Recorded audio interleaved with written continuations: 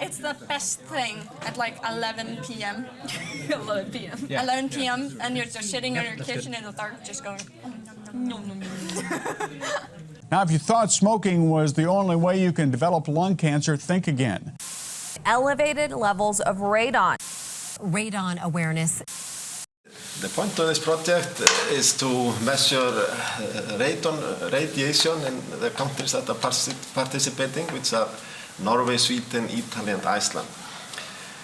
And radon radiation that can gather in houses can have big health impacts, and in many countries, including Norway, that can be very dangerous, so it has to be monitored. But more than that, of course, the point of all these European cooperation projects is also for people to meet and to learn new things and to travel to new countries and make new friends and explore the culture also of the other countries. What's going on?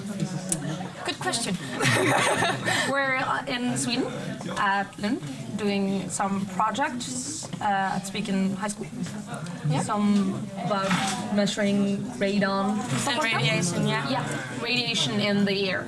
So we're doing some experiments about that. You were in a group just a couple of minutes ago doing something. Can you just walk us through the process? So we had this measurement thing that measures radiation in the air and like particles? Yeah, particles radiation, that are shot atoms. from the radiation. And we were just measuring how much radiation is in the air, how much gets blocked by, for example, a piece of paper or a piece of aluminum or A piece of lead. yeah, lead. Okay. And we had both gamma, alpha and beta radiation. Why do we need to do such an experiment? Mostly it's because when we do these experiments, we know when it's a dangerous zone, how close you are to radiation, if it's dangerous, and when you're coming on the safe side. So either with like blocking with aluminum and lead, you can check what's safe, like what metals is safe to use to block out radiation. And then you also have without blocking, because we did without that too, to check how far away from the source do you need to be like safe from the radiation that comes off it. And that's why it's good to also measure the radiation from each, like alpha, beta, and gamma, to see how far away you have to be in a safe zone. To learn more about what radon is, we decided to visit two geologists from the University of Lund. It's a gas that is a radioactive and radiogenic isotope. It has several isotopes that forms in a long decay chain, radioactive decay chain from uranium, for instance, which eventually ends up being lead, different isotopes of lead. So that's one thing radon is, at least. And what other things? As part of being in this decay chain from uranium, for instance, being an intermediate isotope in this decay chain, it's also a source of radioactive pollution, if you like, in houses and wells and in our environment, which can be a health problem and damaging to, for instance, lung tissue. So it's a potential health hazard in that sense. Radon itself is not so dangerous, but the decay products from the radioactive decay from radon through down to lead can be a serious health problem. Because the radium originally comes from uranium, which is, well, it has a very long half-life, so this is something we won't get rid of. I mean, this will be there for billions of years. But then radon is a decay product, which has a rather short half-life, so that will, if you remove it, then it's not a problem, it will go away. But it will be constantly there if you live in an area with uranium that will release radon. And it's a colorless and odorless gas, so you won't really notice it, and it will, when it's just in the air, it's not a problem because it mainly emits alpha radiation that won't penetrate your skin, so that is not a problem. But when you inhale it, then it comes close enough to tissue that is vulnerable to radiation. Then it may cause damage to the DNAs in your lungs, which may give rise to lung cancer later on. From what I understand, if you eat it, it's not a problem. It's when you inhale it, it's a problem. Yeah. Why is that? Well, that is the thing. And it's the same, we can compare with the skin first, because, well, the skin, the outer layer of the skin, it's just dead cells. So that just blocks things. And if you would somehow, well, you can't eat radon, but if you will get it in your stomach, it's difficult to get the gas in your stomach. If you would and you get it to the stomach and bowels, well, it may affect the outer cells, but you rarely get cancer in the small intestines, just probably due to the cells turnover time. It's too quick, so you won't get that much problem, but theoretically maybe it could do some damage to the cells in the stomach.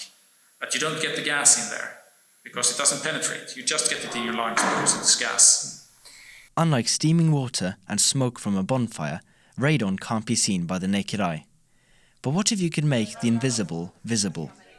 At the Max 4 laboratory in Lund, they have telescopes and microscopes which might just do that.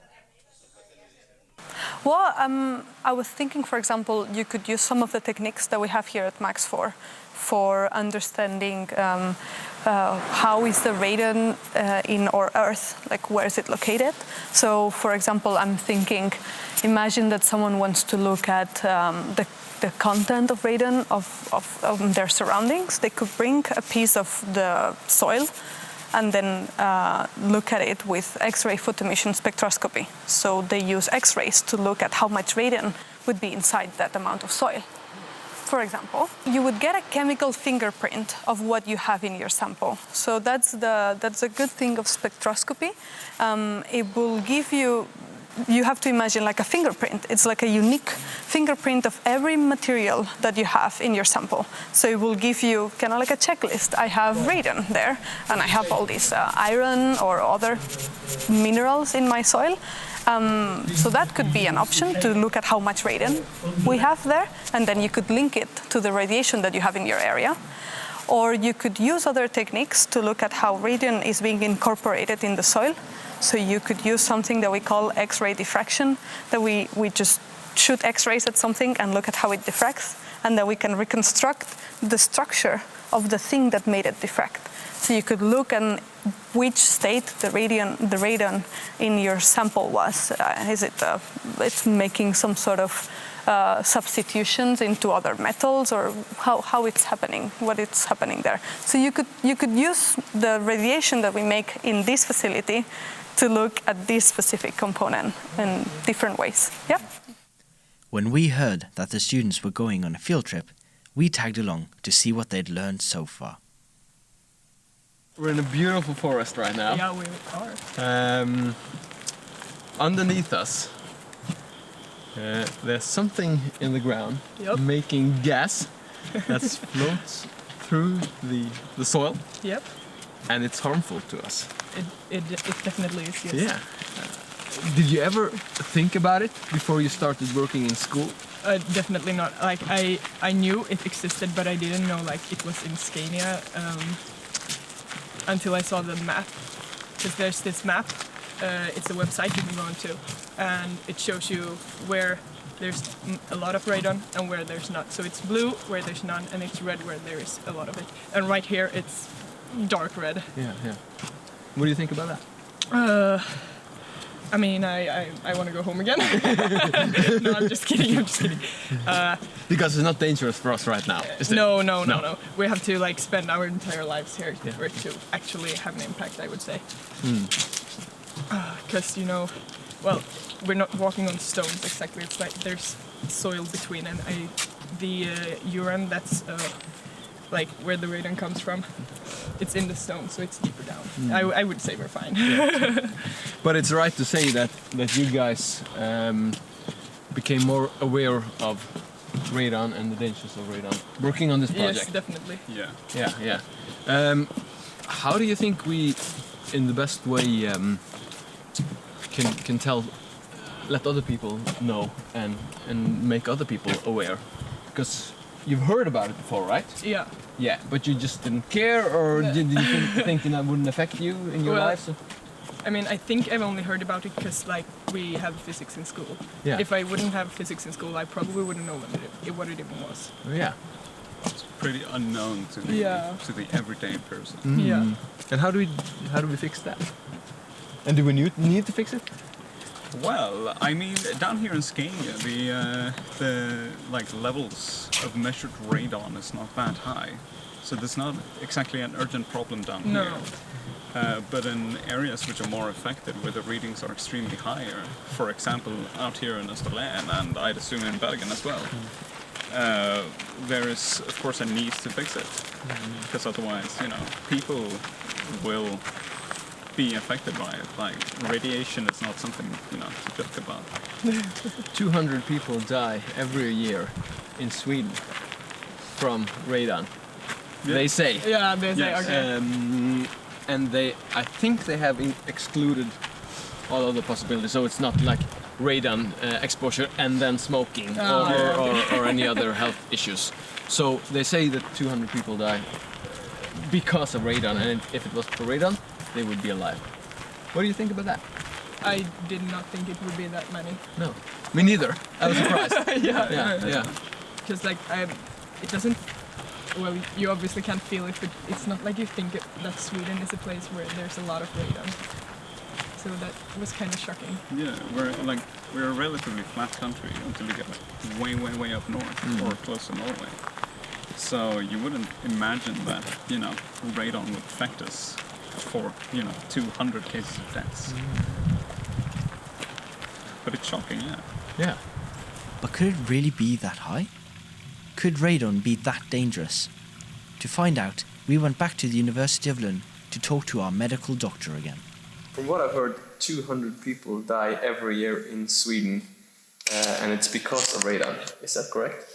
No, I don't think you can say that, because you can look at the numbers. We're 10 million people in Sweden, and we have about 3,800 lung cancer cases per year,